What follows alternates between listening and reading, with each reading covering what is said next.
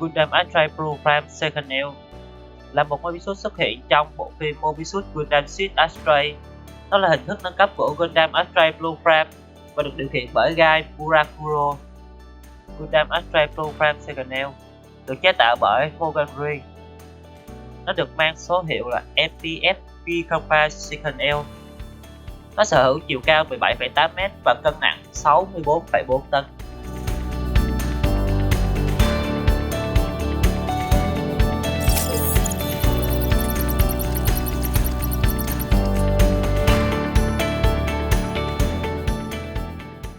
Blue Prime Second Nail được tạo ra sau khi Gundam Astray Blue Prime bị hư hại trong trận chiến chống lại các Social Clone. Nó được kết hợp các phần nâng cấp mà Gai thiết kế với các phần nâng cấp phát triển bởi Low cho Astray Red Prime. Ngoài ra, buồng lái của nó cũng được tăng khả năng bảo vệ bởi giáp Transphase. Bàn chân mới nhỏ hơn giúp Mobius có sức mạnh nhảy tốt hơn và được gắn dao chiến đấu Armor Strider. Các vai mới chứa các bộ phận đẩy để cải thiện khả năng trốn tránh của Mobius và sử dụng để thực hiện các thao tác di chuyển bất ngờ trong trận chiến đấu. Hai con dao chiến đấu khác cũng được trang bị bên hông. Phần đầu mới và phụ kiện Tactical M được Glow phát triển cho Red Prime của mình, nhưng thay vào đó được sử dụng cải tiến cho Blue Prime. Vũ khí chiến thuật là một đơn vị bay được trang bị súng Gatling 90mm, có thể tháo rời và chuyển đổi thành súng cầm tay, còn gọi là dạng Gatling, hoặc thanh kiếm khổng lồ 20m, còn gọi là dạng kiếm. Đầu mới đã được tăng giáp bảo vệ tốt hơn các thiết bị điện tử bên trong của nó. Blue Prime Second Nail cũng lưu trữ các phần năng lượng bổ sung trên váy phía sau của chúng, và chúng được sử dụng cùng với hình thức Gatling. Nó cũng có thể mang theo một vũ khí bổ sung, một phiên bản với kích cỡ di động của pháo tấn công lớp Archanger Lohengrin Positron Blaster Cannon. Pin của Mobius sau đó đã được thay thế bởi Morgan Road với pin có hiệu suất cao hơn. Điều này giúp cải thiện 30% thời gian hoạt động của Mobius. Có hai cấu hình của Blue Prime Second. Đầu tiên là Second Nail, là cấu hình bao gồm các bộ phận được phát triển bởi Low, trong khi Second G là cấu hình chỉ bao gồm các bộ phận được thiết kế bởi Gai.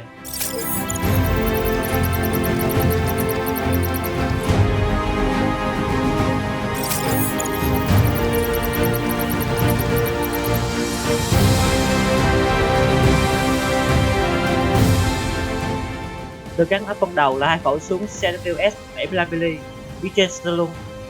Những vũ khí hạng nhẹ này được sử dụng để đánh chặn tên lửa và phá hủy các phương tiện thép hạng nhẹ.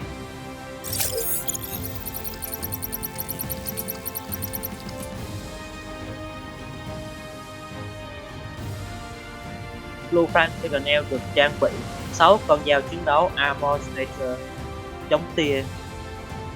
4 chiếc được gắn ở chân như những con dao chiến đấu, có thể thu vào ở gót chân hoặc ở ngón chân, trong khi 2 chiếc còn lại được cất trong giá treo ở bên hông. Gai thường xuyên triển khai những con dao ở chân làm vũ khí trong khi đá, trong khi 2 con dao còn lại được sử dụng để chặn các đòn tấn công bằng kiếm hoặc thậm chí là tấn công bằng chùm tia. Để chặn các đòn tấn công bằng chùm tia bằng dao chỉ có thể được thực hiện bởi những phi công có kỹ năng cao như Gai.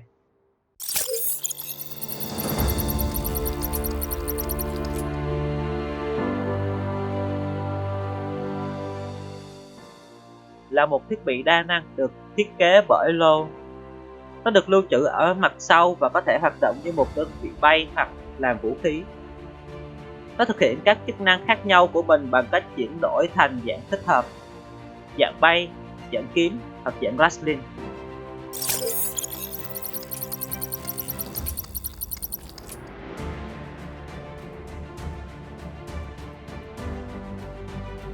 Đây là hình thức tiêu chuẩn của vũ khí chiến thuật. Nó cung cấp cho Blue Prime Second Nail khả năng bay. Bằng cách điều chỉnh vị trí của các bộ phận giống như cánh, nó cho phép Mobius di chuyển một cách linh hoạt, khiến kẻ địch khó ngắm bắn. Tuy nhiên, điều này chỉ có thể được thực hiện nếu phi công có kỹ năng đặc biệt. Súng Gatling được gắn có thể được sử dụng ở dạng này để bắn vào các đơn vị quân địch.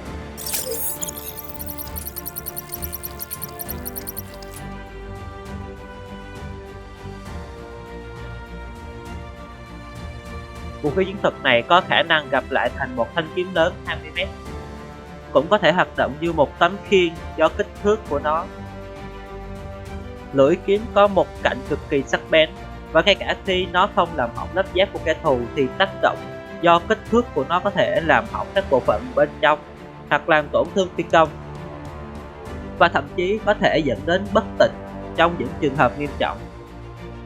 Trong trận chiến của Guy với Hyperion Unit 3, nó được tiết lộ là có lớp giáp nhiều lớp và có thể giải phóng nhiệt được hấp thụ qua các cụm xả khí của vũ khí chiến thuật.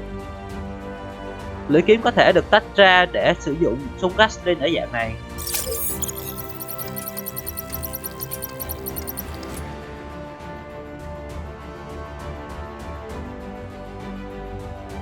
Đây là dạng thứ hai của vũ khí chiến thuật và thường được Guy sử dụng để phá hủy các căn cứ và cơ sở. Súng Gatling 90mm 4 nòng có độ chính xác cao nhất khi được sử dụng ở dạng này. Ở dạng này, các thanh kiếm được sử dụng để làm giá đỡ cân bằng ổn định cho súng trong khi khai hỏa, và cũng có thể bảo vệ Mobius khỏi hỏa lực của kẻ thù cũng như làm tản nhiệt trong quá trình bắn kéo dài. Bắt đầu, súng Gatling là một loại vũ khí bắn vật lý, nhưng sau đó được Guy sửa đổi để bắn các viên đạn vật lý và chùm tia từ hai nòng của mũi khẩu, cũng như kết hợp cả hai. Ở hình thức này thường xuyên phải gắn thêm bộ phận năng lượng bổ sung được lưu trữ ở váy phía sau của bộ đồ.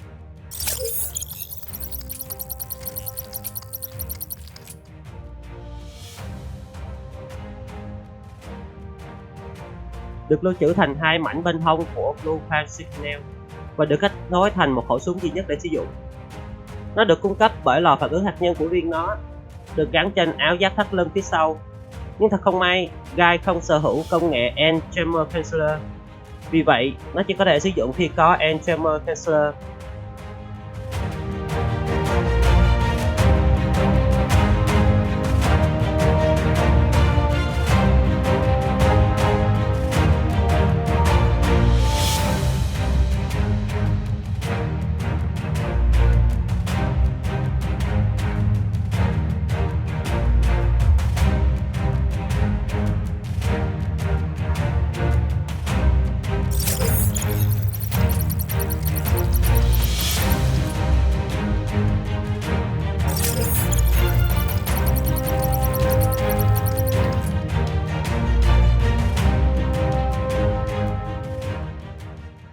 Nó là một hệ thống áo giáp hai lớp với lớp giáp PS được lắp đặt ở bên trong và chỉ được kích hoạt khi lớp giáp ở bên ngoài bị phá vỡ. Thiết kế này giúp giảm tiêu thụ năng lượng. Nó chỉ được lắp đặt xung quanh khu vực buồng lái để giảm trọng lượng và để đảm bảo rằng Blue Farm Signal có khả năng di động như Blue Farm ban đầu. Liên minh trái đất cũng có một hệ thống áo giáp, nhưng hệ thống được cài đặt trên Blue Farm Signal được Rogue nghĩ ra cách độc lập và không phải là bản sao của EA.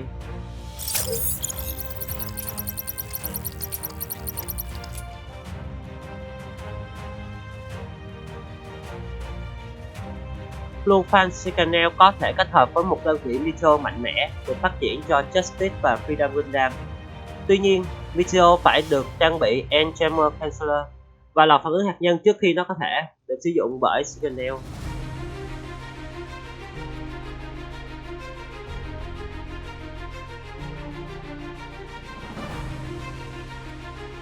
Gundam Astray Blue Fan Signal có hai biến thể là Gundam Astray Blue Fan D và Gundam Astray Blue Fan Plus.